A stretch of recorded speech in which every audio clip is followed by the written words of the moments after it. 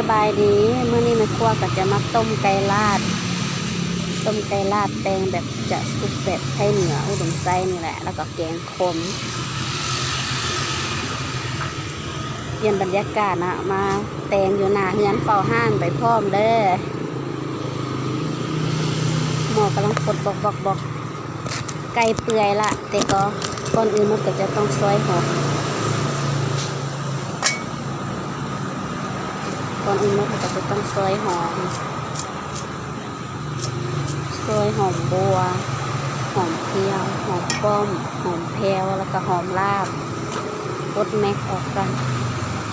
ใส่แค่ปิดปากก็ขายแกงก็คือดีหลานเลิกมันมาหลานซ้ายคนรอเขากล้องนำมือ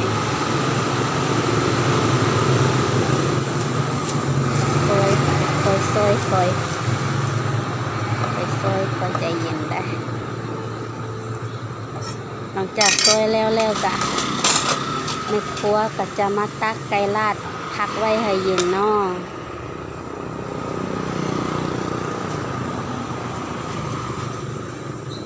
นี่คือหน้าสดแม่ครัวเนาะหน้ามนหน้ายาวในห่างเดียวกัน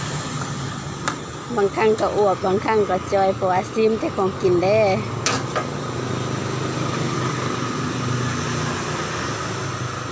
และนี่ก็จะ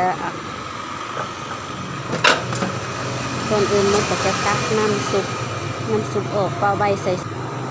น้ำซุปออกเปล่าใบใส่ซุปไก่สะก้อนตักหน่อยเดียวก็ได้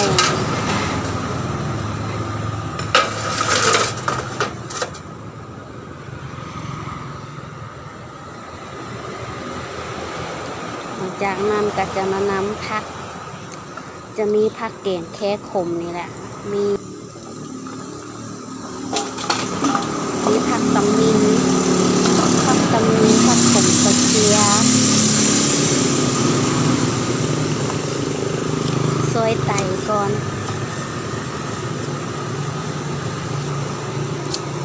ซอยไต่ไก่ผักปลาไว้ให้เย็นน้ำตีนไก่มาซับ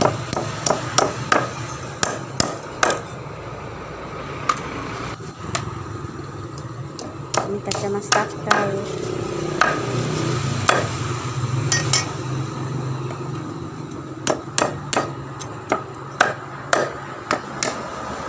ซับไก่เป็นตอนนี่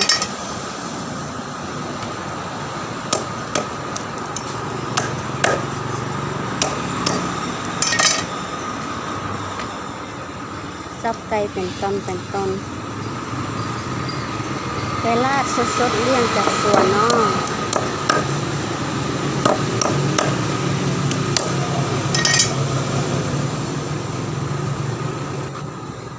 จากนั้นก็จะมาซับ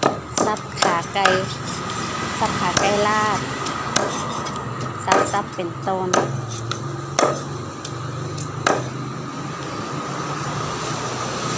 ซิมกินกันว่าจะบ่ไหว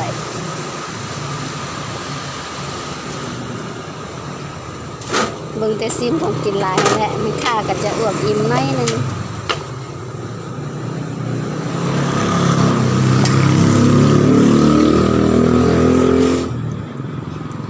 บัดนี้แม่ครัวก็จะมาปีนกล้องเพื่อเบิ่งวิธีสุกไก่นะจากซักไก่แล้วก็จะนำหอมบัวหอมแพรวหอมลาบหอมป้อมหอมเทียมใส่แล้วก็น้ำซุปนี่เกือบเป็นนัวเรียบร้อยแล้วเนาะเพราะว่ามันปรุงเรียบร้อยแล้วแล้วก็น้ำหมักเผ็ดปนข้าวคั่วใส่น้ำหมักคั่วใส่แล้วก็จะมาคนแต่แซ่บบ่ทุกคนมาเด้อมากินข้าวสวยน้ำข้นน้องลาเด้อมีแกงแค่ขมแล้วก็ซุปไก่ลาดขอบใจเด้อที่เข้าแวะเบิ่งขอบใจหลายๆ